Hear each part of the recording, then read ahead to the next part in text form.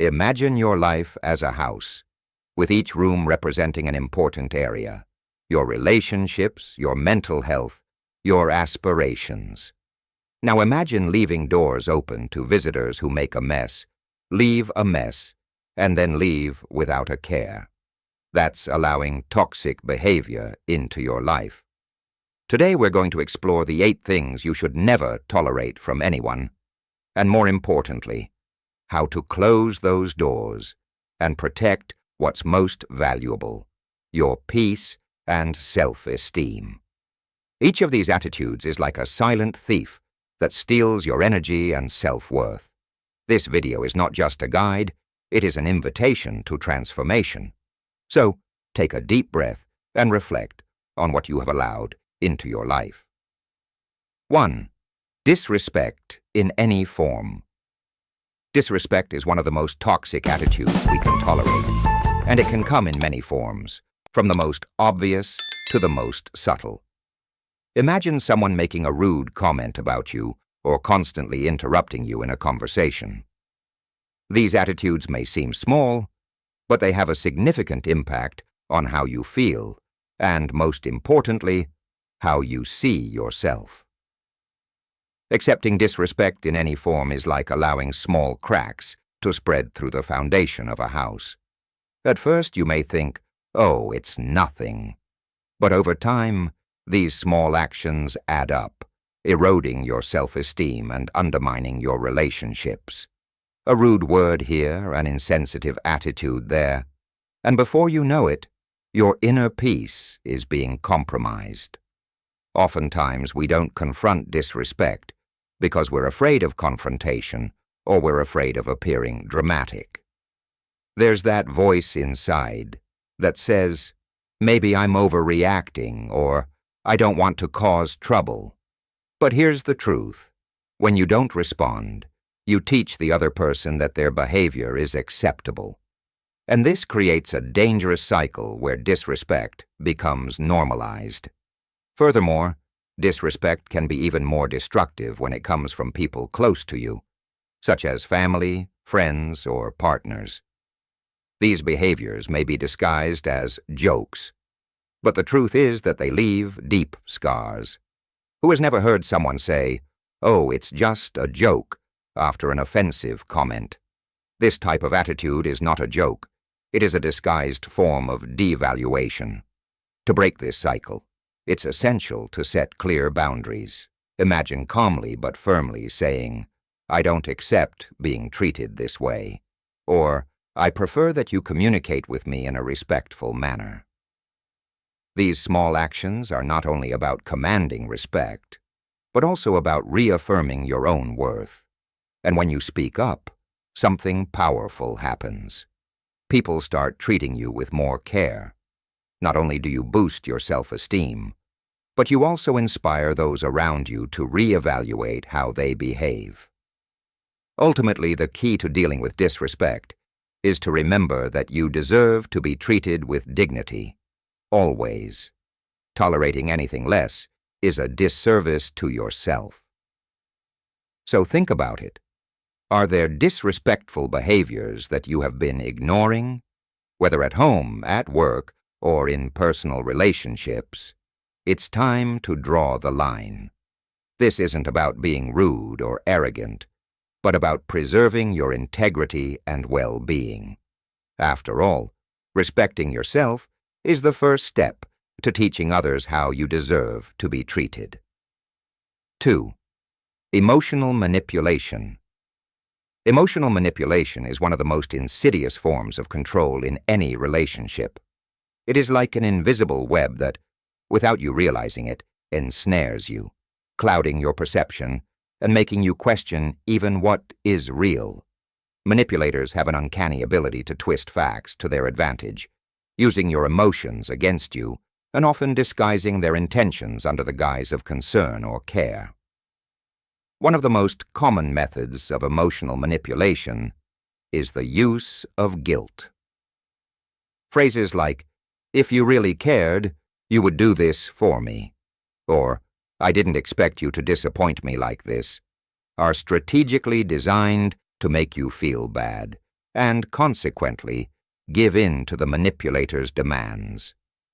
This type of approach not only undermines your self-confidence, but also leaves you in a position of constant doubt about your own choices. Another dangerous aspect of emotional manipulation is its ability to isolate you from your own perspective. Manipulators often create narratives in which you appear to be the problem. Comments like, "You're overreacting," or "No one else thinks like you, you're the only one complaining about it," are classic examples of how they distort reality to delegitimize your emotions and opinions. In the long run, this type of behavior can be devastating. You start to believe that maybe you really are just too sensitive, or that you are always wrong. This erosion of self-confidence creates a cycle where the manipulator gains more control and you become increasingly dependent on their validation. Breaking up with manipulators requires a conscious effort to reevaluate what you're allowing into your life. It's crucial to identify patterns of manipulation, such as situations where you constantly feel guilty or confused after interactions with a certain person. Additionally, trusting your intuition is key. Often your gut instinct already knows something is wrong, but fear of confrontation or loss can cause you to ignore it. A powerful tool for dealing with emotional manipulation is to set clear boundaries. For example, when someone tries to use guilt against you, respond directly but respectfully. "I understand what you're saying, but I don't agree that I'm responsible for this." This approach not only protects your emotions, but it also forces the manipulator to rethink his or her strategies. It's also important not to be afraid to walk away. While the thought of cutting ties can be difficult, especially when the manipulator is someone close to you, such as a partner, friend, or family member, your emotional health should be a priority. Healthy relationships are based on mutual respect, not control disguised as affection. Finally, remember that emotional manipulation is never your fault. Manipulative people act this way because they want control, not because you did something to deserve it. Protecting yourself from this type of dynamic is not only an act of self-love, but also a demonstration of courage.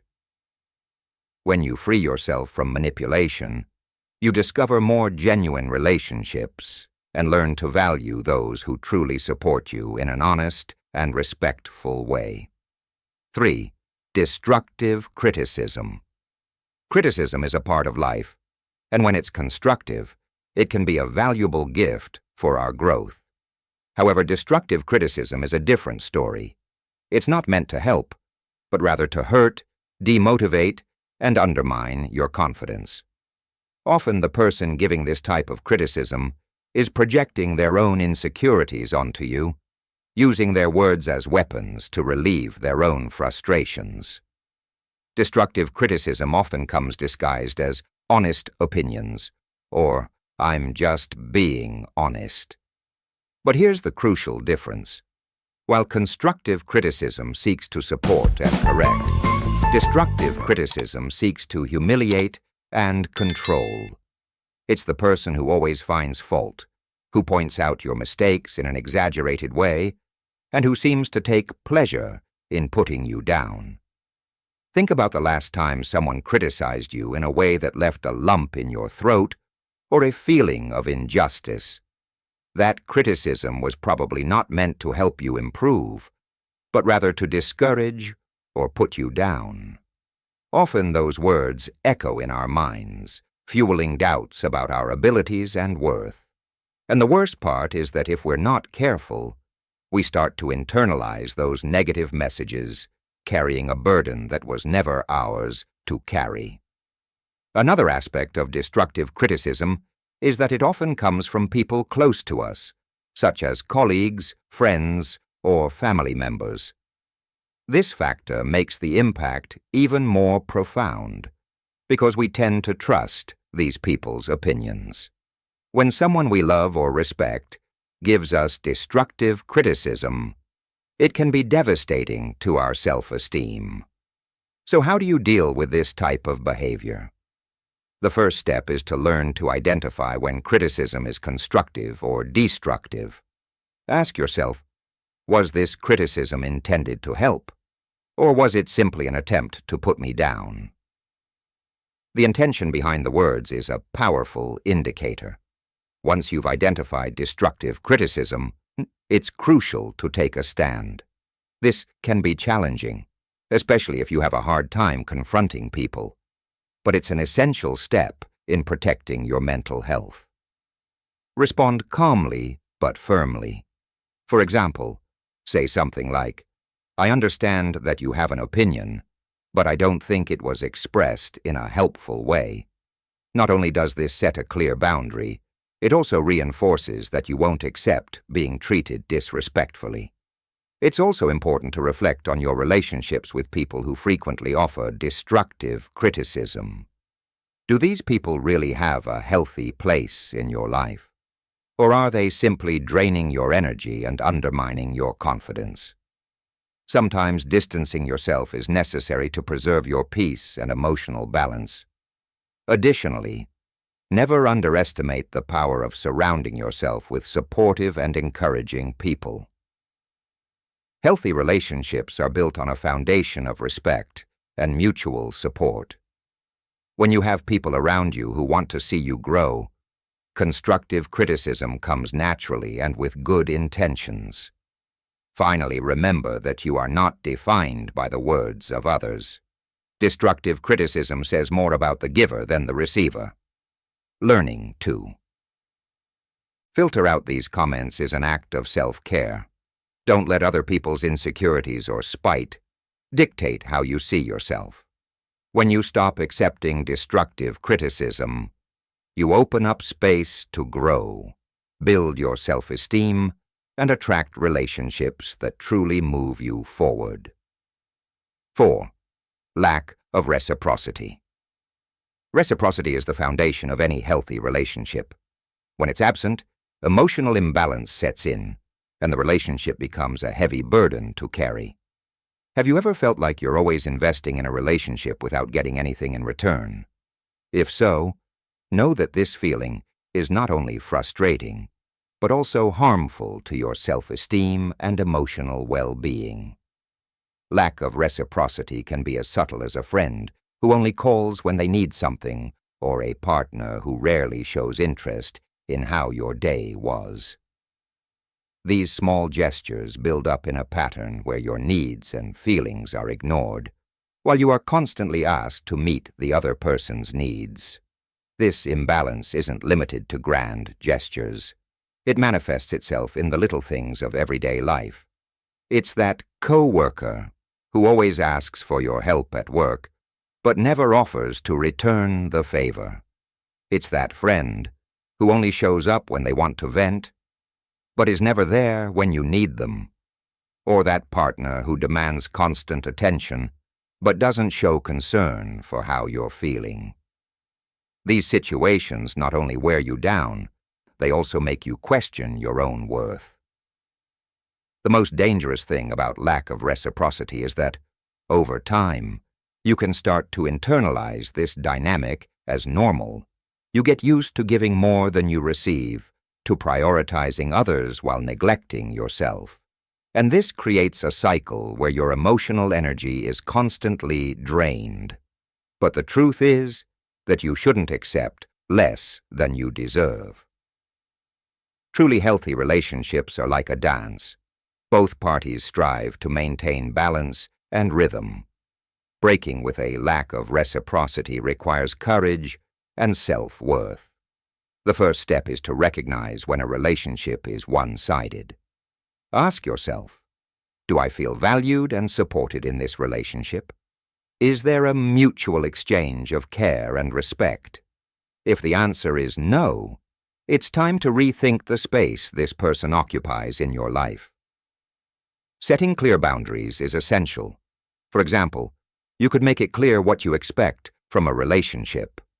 Something like, I feel like I'm always there to help, but I realize that I don't get it when I need it. Can we work on balancing that? This type of conversation can be uncomfortable, but it's an opportunity to adjust the dynamic and improve the relationship. However, the other person may not always be willing to change. In this case, don't be afraid to walk away. Putting your energy where there is true exchange is not selfishness, it's self-care. You deserve to be surrounded by people who care as much as you do, who are willing to build a relationship based on reciprocity and respect. It's also important to remember that by stopping tolerating a lack of reciprocity, you're not only protecting your emotional health, but you're also sending a powerful message to the world. I deserve to be valued. This act of self-worth attracts more genuine connections and eliminates relationships from your life that are simply draining your energy. Reflect. Are you spending time and effort in relationships that aren't giving you anything in return? If so, ask yourself what you can do to change that. Recognizing your own importance is the first step to creating an emotional environment where you feel respected, supported, and loved. Remember, an unbalanced relationship is never a reflection of your inadequacy, but rather of the other person's inability to value what you have to offer. Don't be afraid to set new standards for your relationships. You deserve it. 5. Being put on the back burner. We all want to feel like we're a priority for the people who matter most in our lives, especially in intimate relationships. However, constantly being put on the back burner can erode your self-esteem and make you question your worth. It's like being in a line where you never get to the top, always waiting for attention, consideration, or time that never comes. This behavior can manifest itself in many ways. It could be a partner who frequently chooses work, friends, or hobbies over spending time with you. It could be a friend who only remembers you when they have no other options, or a family member who prioritizes their own needs over yours. Over time, these behaviors create a painful pattern. You start to feel unappreciated and even invisible. Accepting being put on the back burner not only damages your self-esteem, but it also sends a message to the other person that it's okay to treat you this way. This dynamic is unsustainable because it reinforces the cycle of disregard, where your needs and feelings are seen as secondary. Breaking this cycle requires determination and clarity. The first step is to recognize when you are being relegated to a position of lesser importance. Ask yourself, am I being treated as a priority in my relationship? Are my needs being considered? If the answer is no, it's time to take action. Talk to the person involved and express how you feel. You might say something like, I've noticed that my needs have been pushed aside, and it's been hurting me. I wish we could find a better balance. These conversations can be uncomfortable, but they're essential for aligning expectations and establishing mutual respect. If, even after this conversation, the person continues to ignore your needs, it may be time to reconsider their importance in your life. Remember, you deserve to be in relationships where you are valued and treated as a priority. It's not about demanding excessive attention, but about ensuring that your needs and feelings are recognized and respected. By demanding respect and reciprocity, you not only protect your self-esteem, but you also make room for healthier, more balanced connections.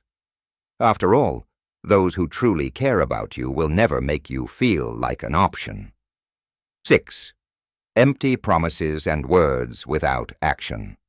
How many times have you believed in promises that were never kept? Some people are masters at telling you what you want to hear, but when it comes time to act, they disappear. Empty promises are not only frustrating, they undermine your trust and wear down your patience.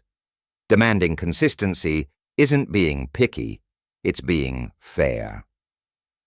Value actions, not just words.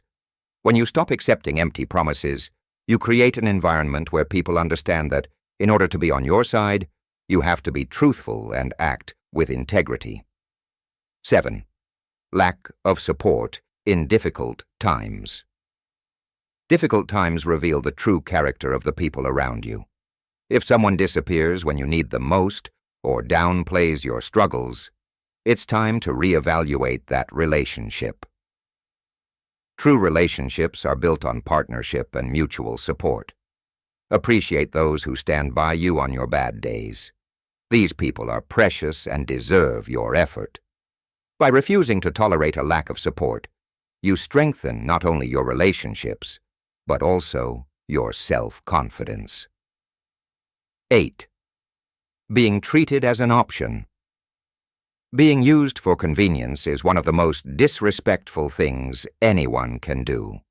These people only show up when they need something, but disappear when everything is going well in their lives. This is not friendship, a relationship, or a partnership. It is emotional exploitation. Cutting these people off can be painful, but it's essential to regaining your dignity. Set boundaries and be firm. You deserve relationships that value your presence, not treat you as disposable. Now that you know the 8 things you should never tolerate from anyone, it's time to take action. Every boundary you set is a step toward protecting your peace and self-esteem. It's not easy, but it's necessary. When you stop tolerating toxic behavior, you send a clear message: I value myself and deserve the best. Did you like this content? If so, like this video, subscribe to the channel and share it with someone who needs to hear this. Your action can help more people free themselves from toxic relationships and live in a lighter and more authentic way. And tell me in the comments, which of these attitudes have you decided not to tolerate anymore? Your experience can inspire others. Let's go together on this journey of growth and strengthening.